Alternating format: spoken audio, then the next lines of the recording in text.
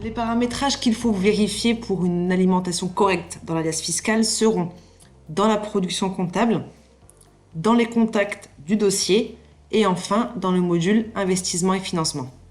Pour accéder au paramétrage dans la production comptable, donc il faudra ouvrir la production comptable depuis la tuile comptabilité, faire attention d'être positionné sur le bon exercice, donc via la colonne période, et accéder via le menu déroulant au menu attributs pour aller activer l'option avec saisie des règles fiscales SCM qui est disponible dans la rubrique paramétrage professionnel particulier.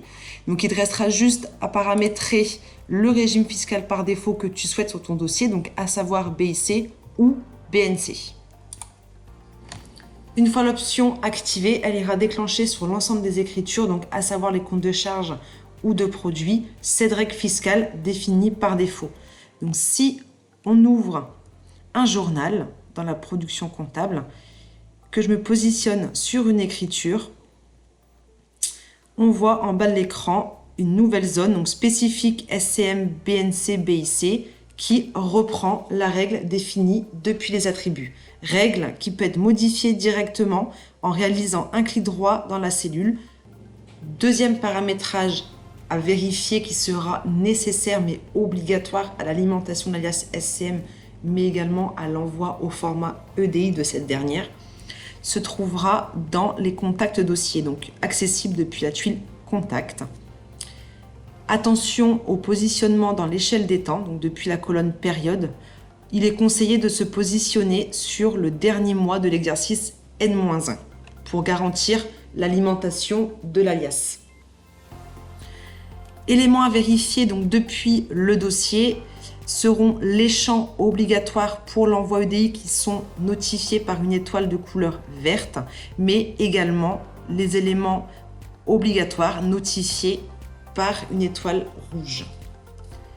Les éléments importants seront depuis les contacts associés où il faudra garantir que sur l'ensemble des associés soit renseigné le régime d'imposition pour l'alias SCM.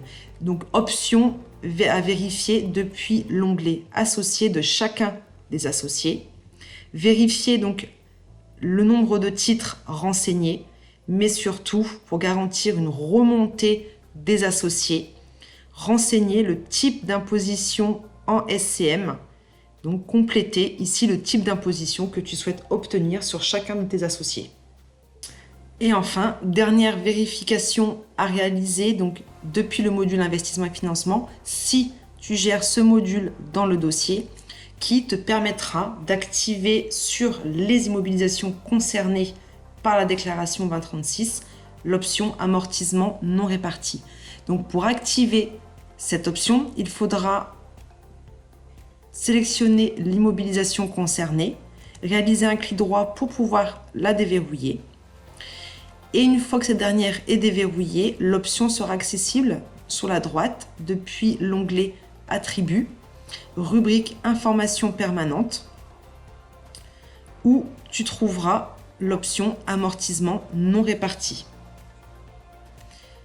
Cette option à cocher permettra que les montants de la dotation annuelle aux amortissements de l'exercice alimentent automatiquement le tableau 1, donc qui correspond à la détermination du résultat fiscal depuis l'alias SCM.